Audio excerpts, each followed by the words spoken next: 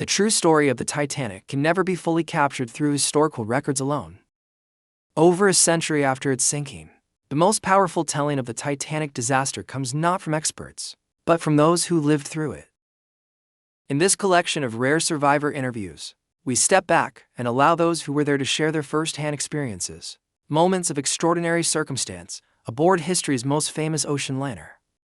This is the story of the Titanic disaster, in their own words. Welcome to Shipwreck History.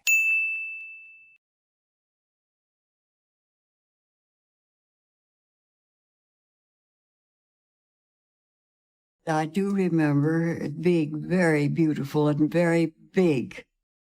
This huge thing with 4 funnels, I thought she was something out of the ordinary, my gosh. I just stood there and marveled how beautiful everything was. She was the last word in luxury. All her public rooms were absolutely amazing. All the woodwork was beautifully carved, and she had everything that you could think of. She was a beautiful ship. They were enjoying life. They should do. They had everything. Finest food ever could be prepared for them. My little brother was 2 years old, and to pass the time away, I would wheel him up and down the deck. We had a very wonderful cabin. It had 2 bunks and a couch in it, and the couch was turned into a bed at night, and I had the couch for my bed. But we were sleeping 6 in a bunk, and we were treated like as if we were in a third-class restaurant as regards the food. We were not allowed to go in any part of the ship except the deck that we were allowed to go on it. My mother, who had been very apprehensive about the whole thing and didn't want to go, had this very firm premonition of trouble of some kind, but she really didn't know what it was. He says, you know that the Titanic has watertight compartments, and if anything does happen, these watertight compartments will keep the ship up until they get help.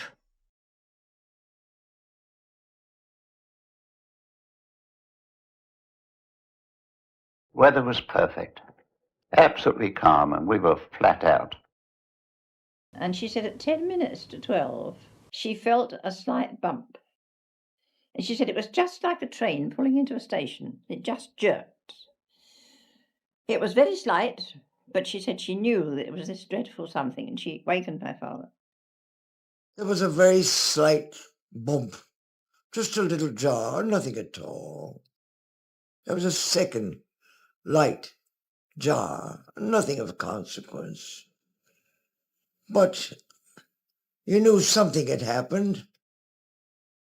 There was no impact as such. It was just like jamming your brakes on a car.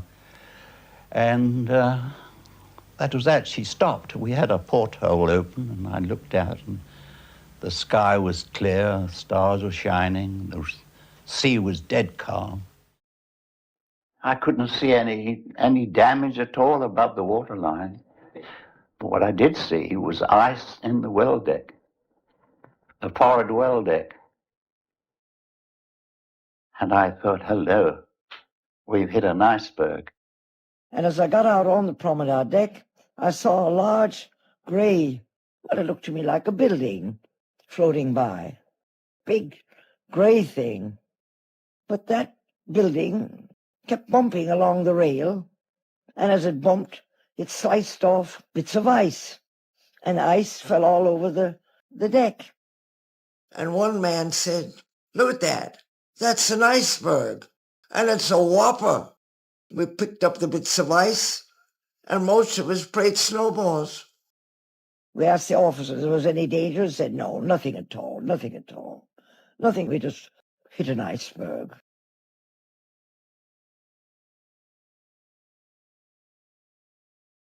My mother went out in the hall and asked the first cabin steward she saw, what is the matter?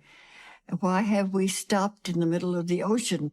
And so he said, no, there's nothing wrong at all. There's just had a little accident, and they're going to fix it, and we'll be going on in a few minutes. There was so much noise upstairs. They were running upstairs and running in the halls and yelling and all that. The officers didn't know whether it will sink or not, whether it could still float. So he said, all we can do is go in the cabin and pray. By then, the captain had ordered out lifeboats and women and children. Lower the lifeboats and stand by. That was the order. Stand by. 2 officers came in and they said, well, it's time to get into the lifeboats now. We were told we were only going to leave because it was rules and regulations. No danger whatsoever. We'd all be back for breakfast. And I thought it was perfectly asinine to leave a warm, comfortable ship to come back for breakfast. Well, they weren't launched very quickly, because at first no one thought anything was going to happen. But my father went away and spoke to an officer, and he said, they are going to launch lifeboats, but you'll all be back on board for breakfast. And we swung the lifeboats out and gradually filled them up. The first boats away didn't have many passengers on board. They were afraid to go down. There was a 70-foot drop to the water, and you could hardly see the water, and people didn't want to go. They got in their minds she was unsinkable. The decks were lined with people not getting off. They were lined with people looking over the railing. My father picked me up out of bed, wrapped a blanket around me, carried me, and put me down with my mother by a lifeboat, and he said, now don't move from here. One officer took my brother, the other one took my sister, carried them, and my mother and I climbed an iron ladder to the top deck to get into the lifeboat. He put me in the lifeboat, and he put my mother in, and he said to me, now you look after your mother. And I looked up as the boat went down the side. It's a terribly long way down to that dark sea. I remember looking up and seeing him leaning over, saying, be good, look after Mummy. And that's the last I saw of him. He made no attempt to get to the boat. Well, he said, you'll have to jump now into the lifeboat. Well, I was left on the Titanic, so I went down and saw an officer putting people in the next boat, and I asked him if I could get in the boat, and he said, sure, and he picked me up and dumped me in. I evidently was the last one put in that boat because they started lowering right away. I saw the boats being launched for the survivors. While I was looking over the side of the boat, one of the crew in the lifeboat shouted out to me to jump. I got separated from my mother. I was lifted up by somebody and put over into another boat, which was a terrifying thing. I thought I was being thrown over the side. Then the third-class passengers were coming up. There were 700 of them, and they swarmed the decks and filled up the decks. And I thought, well, I'd done all I possibly could. I'd helped them all I could. It was so sad to have to take the wives away from their husbands and leave the husbands up on deck. And I knew that she was sinking then. And the panic then must have been dreadful. We could hear it, of course, from the boat. Hear people screaming and running side to side of the ship. You see, it was just a question of who was there. If you weren't there, by the time someone went and wakened you up and you got up on deck, there wasn't a lifeboat to get in. We rowed away from the Titanic just as fast as we could, and there were 5 or 6 decks, and they were just lined with people standing there at the edge looking over. I suppose they were wishing and hoping someone would come and rescue them. There wasn't any panic until the lifeboats left, and then there was panic galore. We were down on the ocean. We could hear them running about on the decks and screaming. You can imagine people came out from their cabin, went onto the deck, no lifeboat, tearing around the other side. That's when the panic was there. When we rowed out I don't know how far it was, but it was beautiful, just a beautiful sight. It was, all the lights were on in the Titanic, and it was listing just a little bit in the front, going down. But it was a beautiful sight. Then when the water rushed into the boilers, there was a terrible explosion. And that's when I thought that the boat broke in half. And we rowed away, and I didn't close my eyes at all. I saw that ship sink. And I saw that ship break in half. And for so many years, people have argued with me about that. But now at last, it has been proven beyond all doubt that she did break in half. I know she did. I saw her. And then I looked up at the Titanic.